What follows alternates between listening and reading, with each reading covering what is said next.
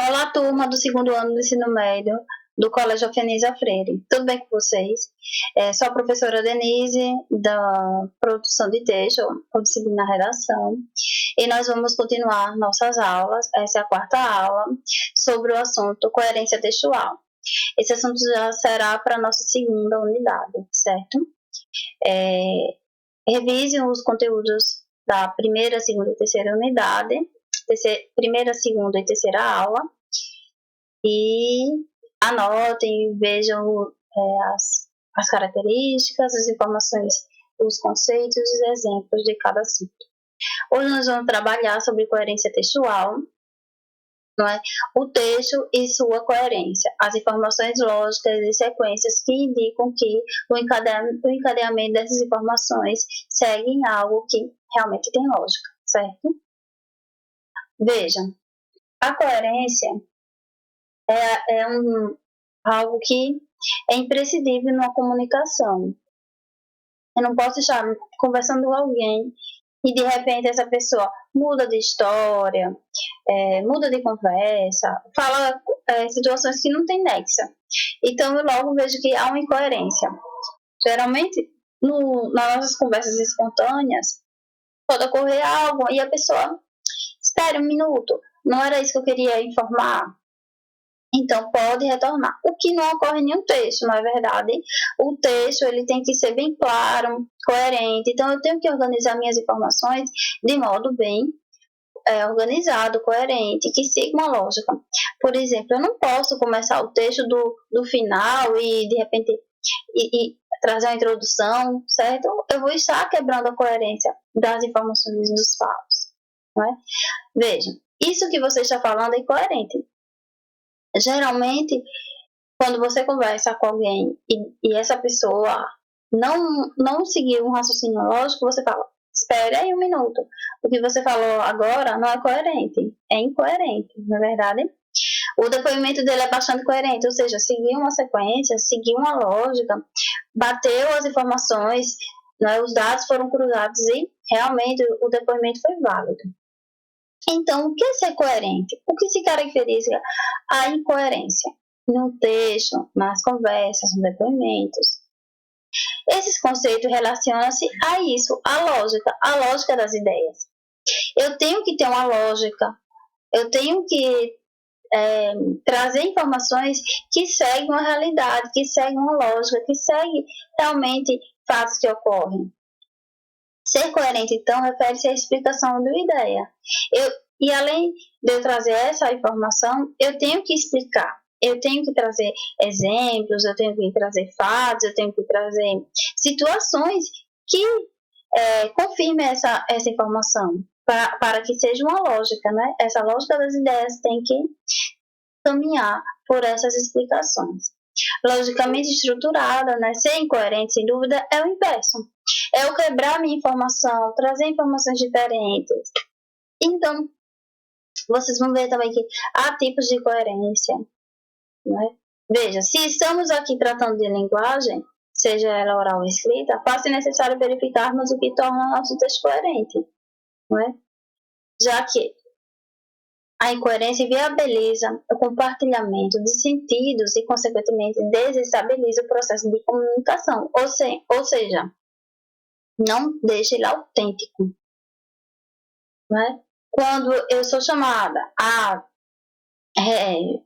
trazer um depoimento, né? Eu tenho que trazer informações coerentes para que esse depoimento seja válido, né? Eu possa estar ajudando alguém nessa situação.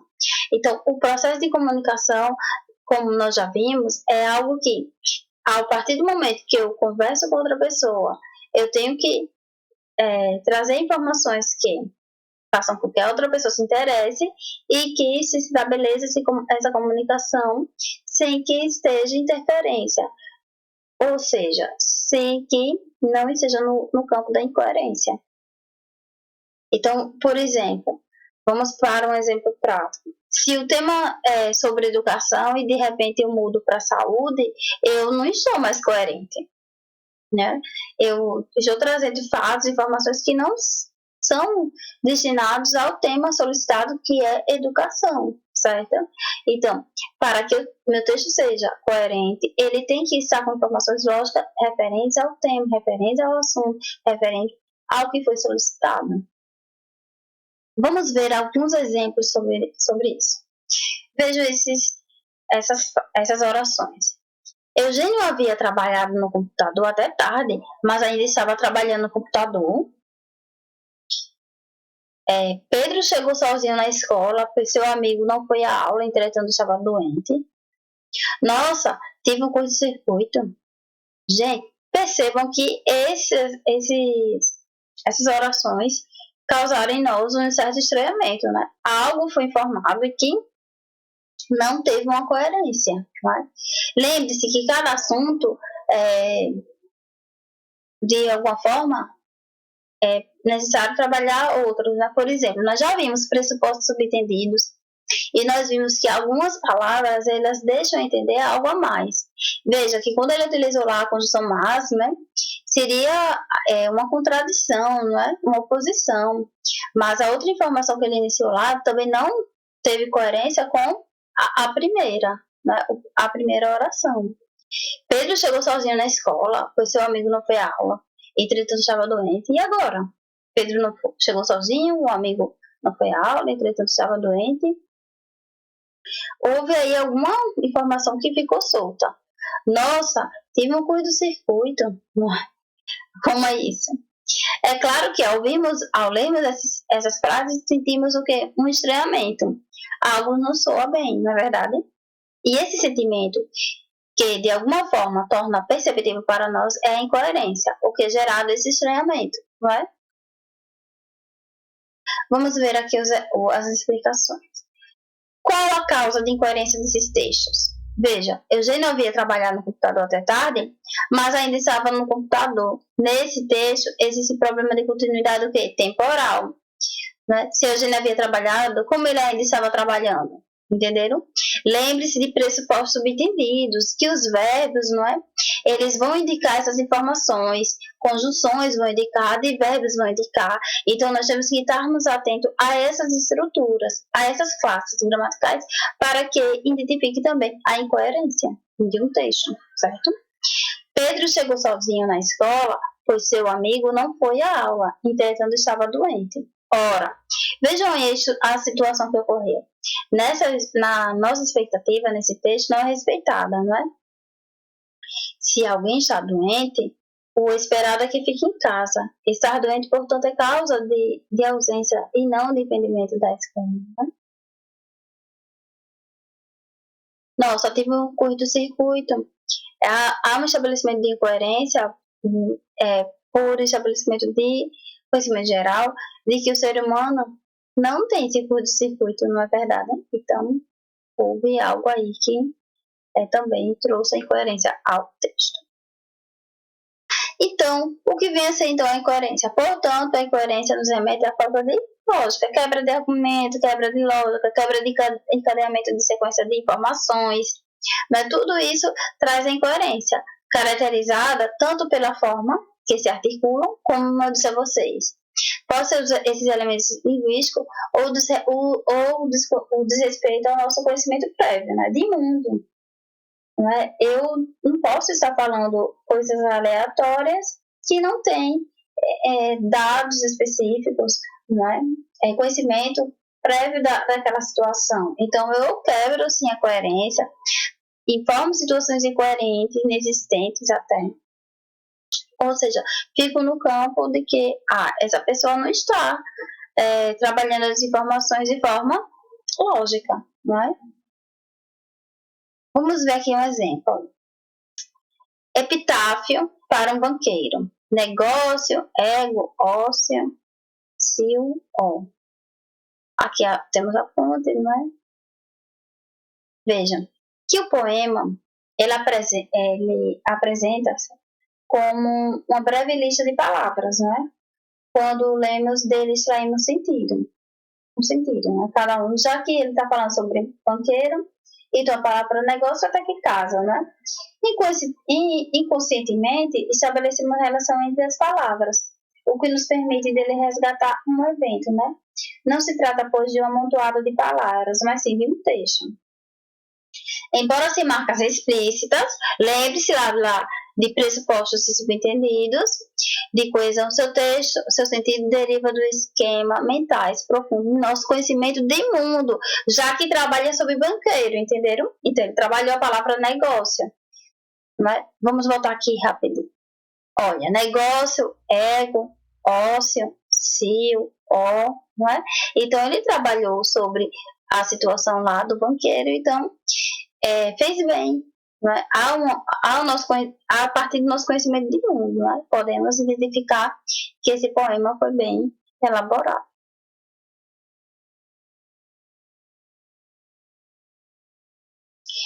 Vamos lá. A articulação da coerência textual. Vejam, hoje nós vamos estudar 4 situações sobre a coerência textual, certo?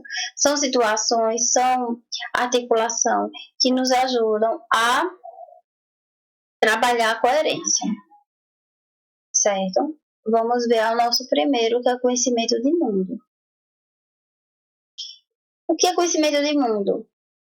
Veja, eu só tenho esse conhecimento de mundo, não é a parte também da minha idade, não é? Mas sim de leituras, de estudo, não é?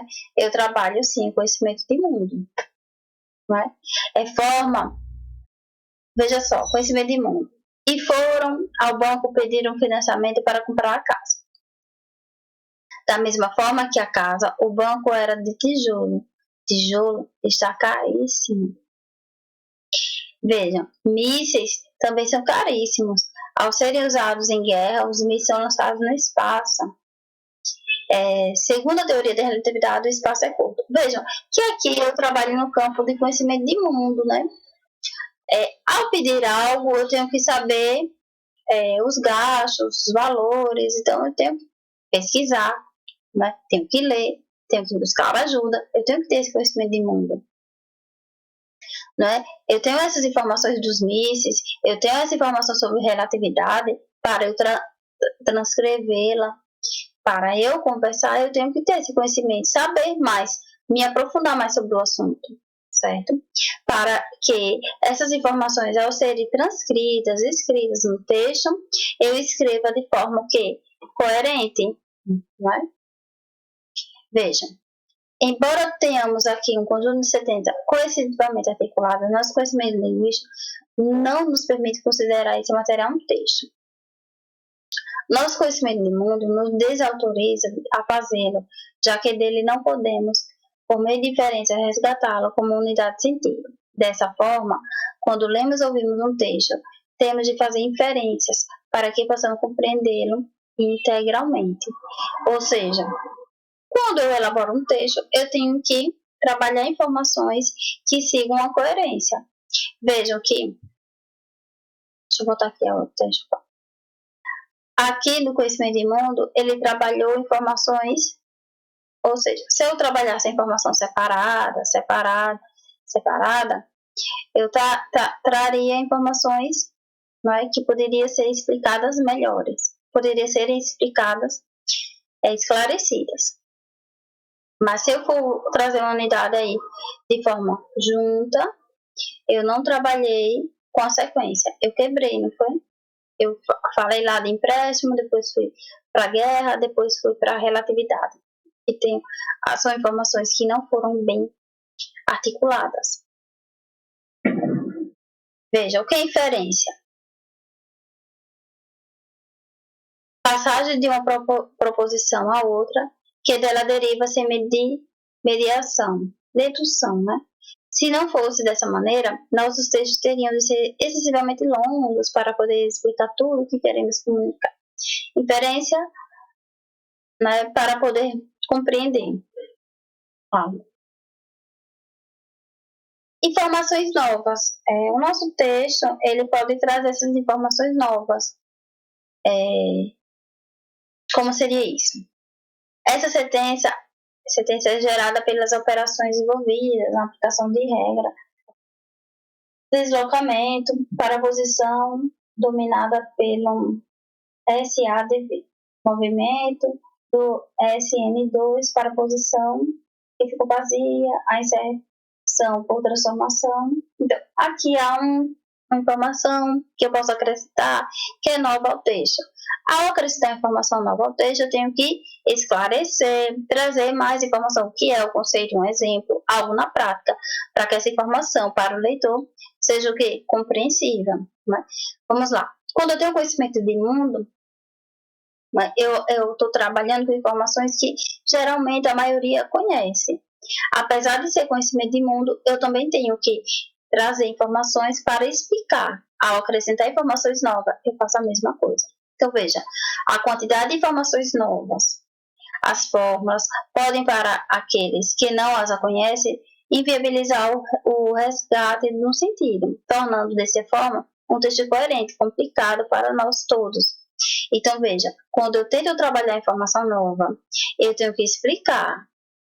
Eu posso até trazer um contexto histórico, trazer informações de dados, eu tenho que explicar. Eu não posso jogar a informação lá nova e esquecer de explicar. Fica sem contexto, sem contextualizar com o tema, certo? Então, o texto descreve a transformação de uma sentença ativa. Vamos ver esse exemplo. Joana entrevista Márcia. Márcia é entrevistada por Joana. Nosso conhecimento de mundo desempenha um papel decisivo no estabelecimento de coerência. Se um texto apresentar informação que absolutamente não conhecemos, será difícil resgatar seu sentido e ele nos parecerá destituído de coerência. Né? Então, as informações, quando são informadas no texto, em um contrato, em um depoimento, ela tem que ter essa coerência. Essas informações devem ser explicadas de forma de que o outro possa compreender. Se eu quero informar sobre uma fórmula, eu tenho que explicar como ela se originou, qual foi o processo para chegar àquela fórmula, em que ela é utilizada, um exemplo prático, entendeu? Para que o nosso receptor possa compreender. Vamos ver, conhecimento linguístico. Veja, que os conhecimentos linguísticos, eles estão nesse campo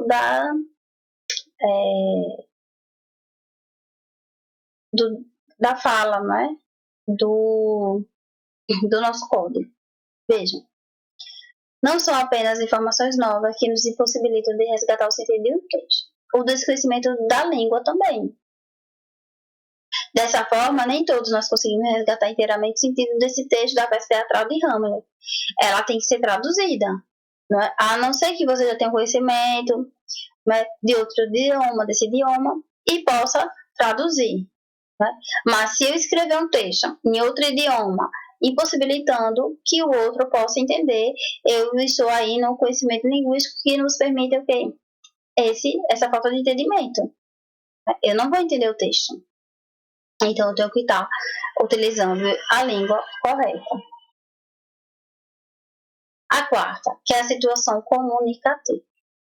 Veja, nós vimos já o processo de comunicação e vimos que eu não posso estar me comunicando sem estar com os processos, né, os elementos, para que ocorra a comunicação completa.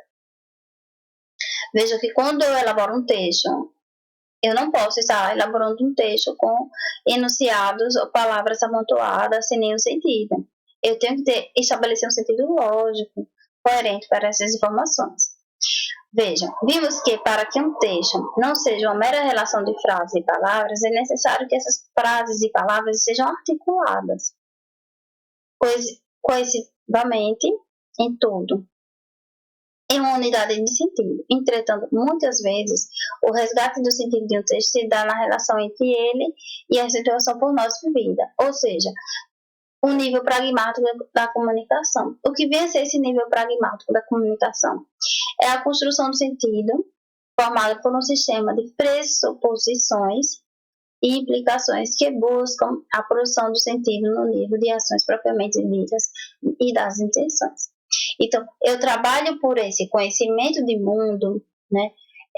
Informações novas, situação de comunicação, para que o texto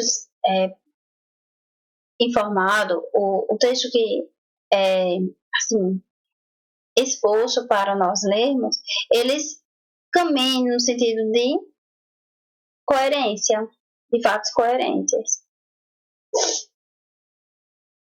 Vamos ver aqui uns exemplos. Em o telefone, entendemos algo do tipo: o telefone está tocando, atenda-o para mim. Quando isso ocorre, você pensa, essa pessoa que pediu está impossibilitada de atender, né? Ela pode estar em alguma situação que a impede, por isso pediu. Então, estou no banho, podemos entender, não posso atender o telefone agora, né? Já está mais claro. Portanto, para evitar incoerências, ao construirmos um texto, devemos verificar se ele está adequado à situação comunicativa, né? E assim fica mais claro para o outro realizar a ação sem ruídos, sem problemas de interpretação do que o outro quer falar, do que o outro nos informou, certo? Então, a situação comunicativa é a circunstância em que se estabelece o ato comunicativo. Um texto que é coerente em dada situação pode não ser em outra.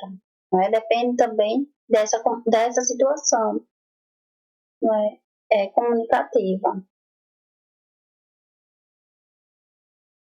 Vamos ver agora aqui um exemplo na prática. Foi da prova do Enem de 2013. Um texto. Vamos ler. Gripado. Penso entre espirros em como a palavra gripe nos chegou após uma série de contágios entre línguas. Partiu da Itália, em 1743, a epidemia da gripe que disseminou pela Europa. Além do vírus propriamente dito, dois vocábulos virais, o italiano influenza e o francês gripe. O primeiro era um termo derivado do latim medieval influentia, que significava influência dos astros sobre os homens.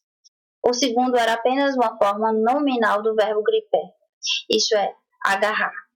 Supõe-se que fizesse referência ao modo violento como o vírus se apossa do organismo infectado. Vejam que foi uma questão de 2013, mas que, gente, até que ela é uma questão que, para o nosso momento, ela é bem explicativa, não é? Para nós, sobre hoje estarmos vivendo esse momento de isolamento por conta do vírus, né, denominado de Covid-19, o coronavírus. Então, aqui nós temos um texto que vem explicando, né, a informação do gripado, né, e como o contexto histórico, como isso ocorreu, né, e a junção dessa palavra influenza, né, do francês e gripe, e ele trouxe aí informações que seguiram a sequência lógica, não foi? Sobre isso. Então, ele informou, né, do gripado, da gripe, da influenza, do latim, de onde veio, o que ocorreu durante, na Itália, em 1743, a epidemia da gripe. Hoje a Itália também vive momentos, né, tristes por conta do vírus, lá do Covid. Então, é um texto que trouxe informação, foi coerente. Vamos ver o que o enunciado pede. Para se entender o trecho como unidade de sentido, é preciso que o leitor reconheça a ligação entre seus elementos. Ou seja, eu tenho que ter conhecimento prévio de mundo. Se essas informações são novas, elas devem ser esclarecidas no texto. Nesse texto, a coesão é construída predominantemente pela retomada de um termo por outro e pelo uso de elipse. Gente, só lembrando aqui, elipse, vocês já estudaram elipse, figura de linguagem, não é? E já estudaram também elementos que podem ser retomados elementos que podem ser retomados, né? Ou que já foram retomados. Então, isso trabalha no campo da coesão também. Um texto coerente tem que ter informações lógicas e também a coesão, ela não fica longe também do texto. O fragmento do texto em que há coesão por elipse do sujeito ou seja, eu tenho que ler o texto e compreender qual foi a parte que foi omitida a coesão do sujeito, né? Foi omitido o sujeito. Então, eu tenho que ler e identificar essa omissão. Vamos lá. A palavra gripe nos chegou após uma série de contágios entre línguas. Eu tenho que retornar lá ao texto, né? Partiu da Itália em 1743 a epidemia da gripe. O primeiro era o termo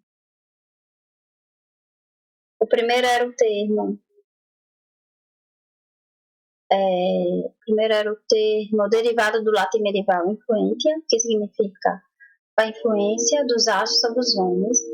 O segundo era apenas a forma nominal do verbo griper. Supõe-se que, se fizesse referência ao modo violento como vírus, se apossa do organismo infectado. Vejam, a opção incorreta é a letra E. Ele fala, supõe-se que se fizesse referência ao modo violento, como o vírus se aposta do organismo infectado. Veja que o fragmento que exemplifica a coesão textual pela elipse do sujeito. Esse elipse é a omissão do sujeito. A forma verbal fizesse, tem o seu sujeito oculto, por conta do verbo aqui, fizesse. Fazendo referência ao vocábulo, qual vocábulo aí que foi omitido? O vocábulo viral, que era o griper, né? Que era o griper, gripar, né? Que era o griper, o vocábulo gripe, fizesse referência ao modo violento como o vírus se aposta do nosso organismo, né? Do organismo infectado. Então, aqui é a letra E.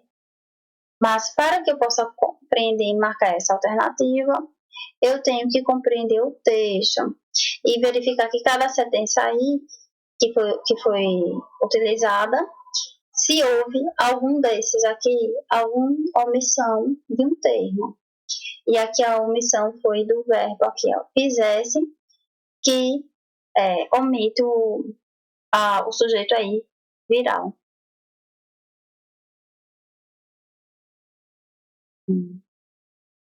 Então, aqui a alternativa é a letra E. Bem, hoje a nossa aula 4, que foi referente ao assunto coerência textual, trabalhou sobre as informações lógicas e as informações que são incoerentes, inconsistentes, que não têm uma sequência lógica dessas informações. Certo? Esse assunto já está para nosso segundo simulado. Certo? Ainda iremos fazer a nossa primeira unidade, mas já estamos dando continuidade aos nossos próximos assuntos, certo? Para esse assunto, vocês viram que nós estudamos 4 articuladores para o texto coerente. Vamos voltar aqui a esse slide sobre essa parte que vamos estudar. Aqui, os articuladores da coerência textual. Hoje nós vimos conhecimento de mundo, informações novas, conhecimentos linguísticos e situação comunicativa. Nós ainda iremos ver esses outros articuladores, os fatores contextualizadores, previsibilidade, focalização, intertextualidade, intencionalidade, citabilidade e argumentatividade para a coerência textual. Hoje só foram esses. Conhecimento de mundo, só recapitulando, é a parte do que eu tenho prévio conhecimento. E para eu ter esse conhecimento, não significa dado, certo, gente? Significa leitura, estudo, pesquisa, desse conhecimento do mundo. Informações novas, quando eu agrego essas informações novas, eu tenho que esclarecê-las. Conhecimento linguístico, eu tenho que ir o quê?